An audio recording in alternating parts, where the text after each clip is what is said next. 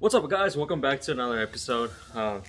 First of all, I want to thank you guys for the love and the support for helping this channel grow.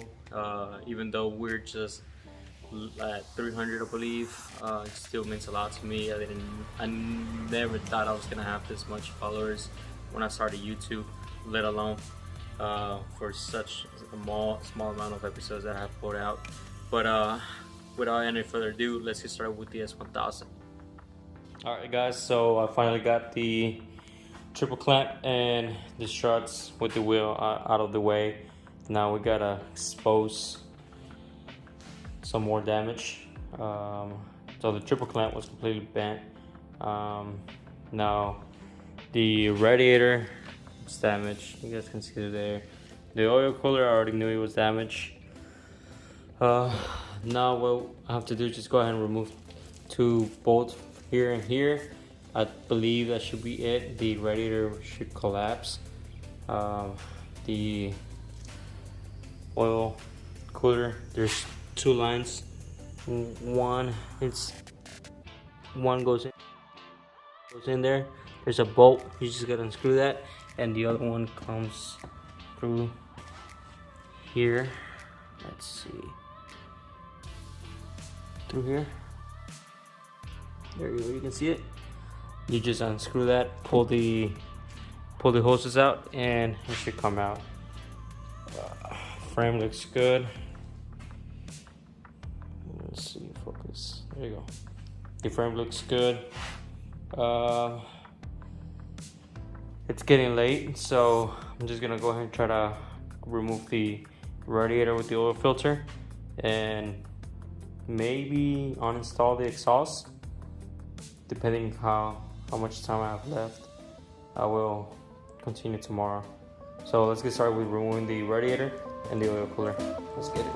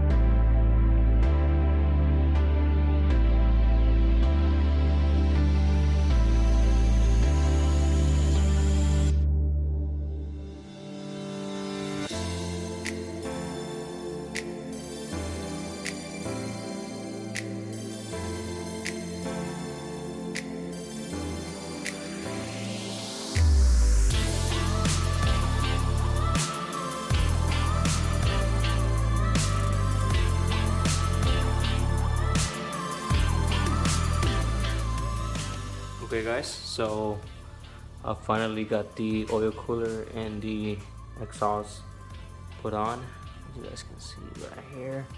Now we're gonna start working with removing this engine cover. I think it's that timing belt, I believe that's what it's called. Correct me if I'm wrong, but there's 3 bolts that got completely sanded down, or grinded down when the guy went down. 1, 2, 3, there's one up here.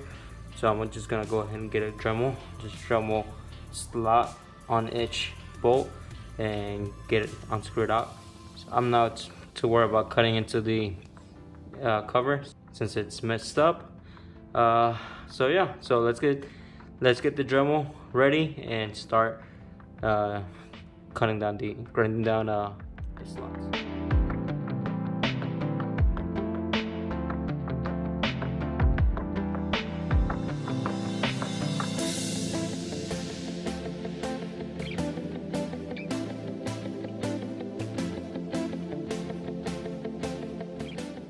Put it back on. just didn't want any dust or anything going inside. I will be picking up this today, but meanwhile I got some new parts. That's the upper stay bracket for the gauge and the subframe. So let's get started with installing the subframe first, and then the stay bracket.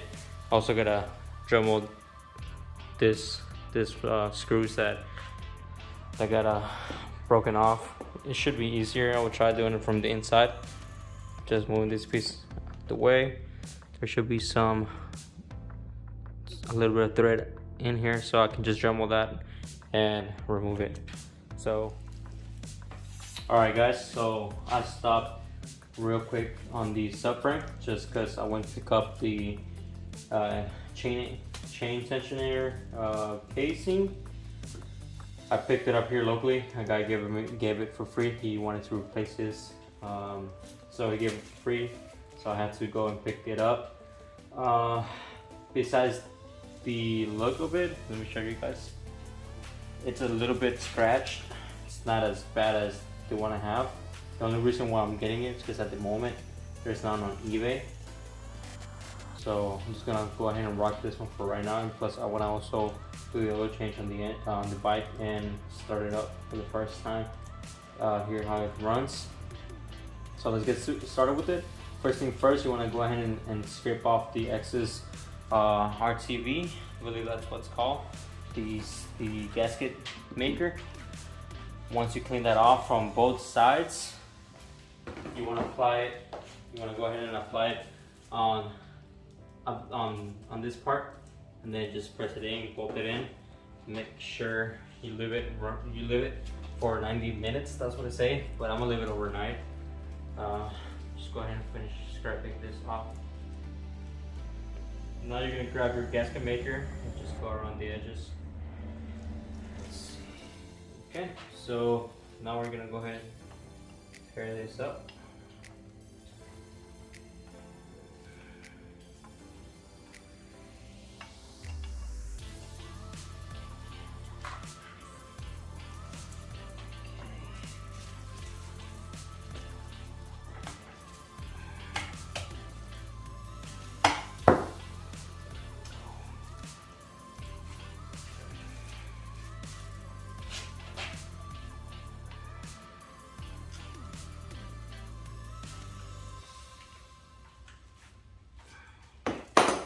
Alright, so now we're just gonna leave this overnight, and tomorrow morning we're gonna head and try to start up the bike. For right now, we're just gonna continue with the subframe, replace it, and